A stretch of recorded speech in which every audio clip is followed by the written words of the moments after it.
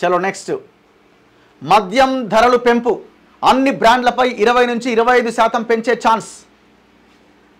3.5 వేల కోట్ల వరకు అదనపు ఆదాయం సమకూరే అవకాశం అంట. అంటే 3,500 కోట్ల అదనపు ఆదాయం కోసం ప్రభుత్వం మద్యం ధరలు పెంచబోతుందట. విమర్శలు వస్తాయనే కోణంలోనూ సర్కార్ ఆలోచిస్తుందట.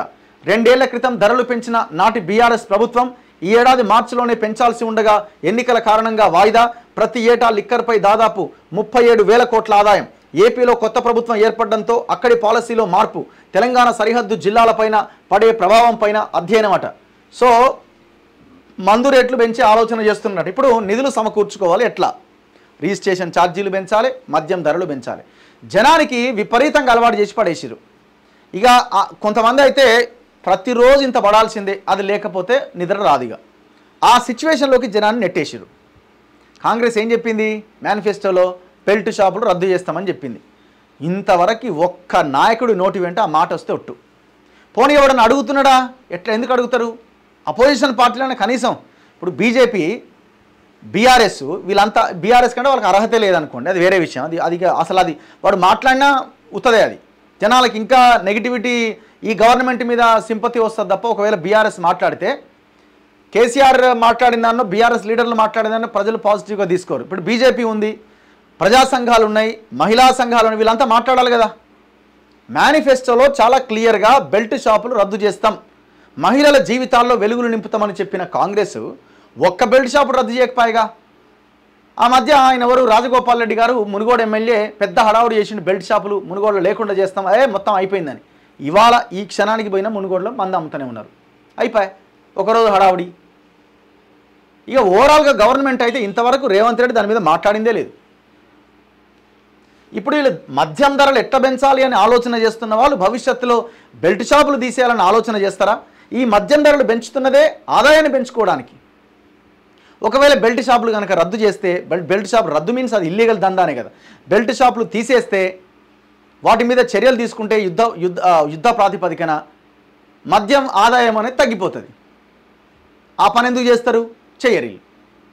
అసలు టోటల్ రాష్ట్రంలో ప్రభుత్వం నడవాలి అని అంటే మద్యం మీదనే నడవాలి.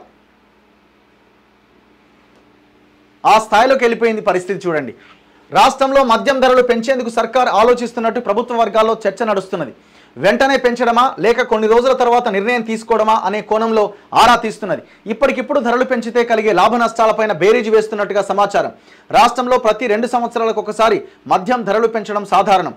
2 సంవత్సరాల క్రితం నాటి బీఆర్ఎస్ ప్రభుత్వం లిక్కర్ రేట్లు పెంచింది. అధికారంలోకి వచ్చిన వెంటనే ధరలు పెంచితే విమర్శలు వస్తాయనే కోణంలో కూడా రాష్ట్ర ప్రభుత్వం ఆలోచిస్తున్నది. అన్ని బ్రాండ్ల మీద 20 నుంచి 25% పెంపు.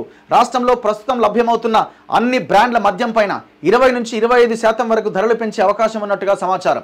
ఒకవేళ ధరలు పెంచితే ప్రతి ఏటా ప్రభుత్వానికి అదనంగా 3,000 నుంచి 3,500 కోట్ల వరకు అదనపు ఆదాయం సమకూరే ఛాన్స్ ఉంటుందని సర్కార్ ప్రాథమికంగా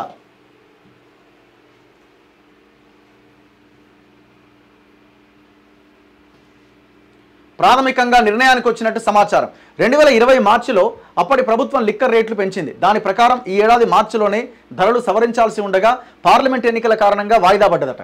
ఏ మేరకు ధరలు పెంచవచ్చనే కోణంలో కూడా సర్కార్ ఆరా తీస్తున్నట్టు ప్రభుత్వంలోని విశ్వసనీయ వర్గాల ద్వారా తెలిసింది. ఒకవేళ లిక్కర్ రేట్లను సవరిస్తే వచ్చే రాజకీయ విమర్శలను సమర్థవంతంగా తిప్పికొట్టాలని ప్రభుత్వం భావిస్తున్నది. సంక్షేమ పథకాల కోసం రాష్ట్ర ప్రభుత్వానికి వస్తున్న ఆదాయ వనరుల్లో ప్రధానంగా లిక్కర్ ఒకటి. మద్యం అమ్మకాల ద్వారా ప్రతి ఏటా సుమారు 37,000 కోట్ల వరకు సర్కారుకు ఆదాయం వస్తున్నది. కాంగ్రెస్ ఎన్నికల ప్రణాళికలో అనేక సంక్షేమ పథకాలు ప్రకటించింది. ఉచిత బస్సు ప్రయాణం, 200 యూనిట్ల ఫ్రీ కరెంటు, 500కు గ్యాస్ సిలిండర్ పథకాలు అమలు చేస్తున్నది. ఆగస్టు 15 లోపుగా రైతులకు 2 లక్షల రుణాలు మాఫీ చేస్తామని ప్రకటించారు.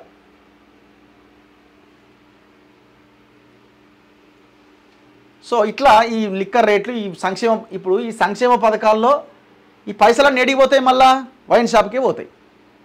సాక్కవే మళ్ళీ అదే వైన్ షాప్లో చేరుతాయి. ఏం దుర్మార్గం ఇది! కుటుంబాలు నాశనం అవుతున్నారు. ఆయన ఈ మద్యాన్ని నియంత్రించే ప్రయత్నం చేయండి.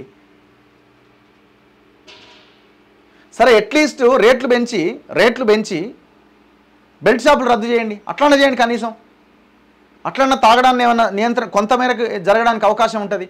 ఇప్పుడు మీరు ఎంత రేట్లు పెంచినా ఆ నియంత్రణ అయితే జరగదు.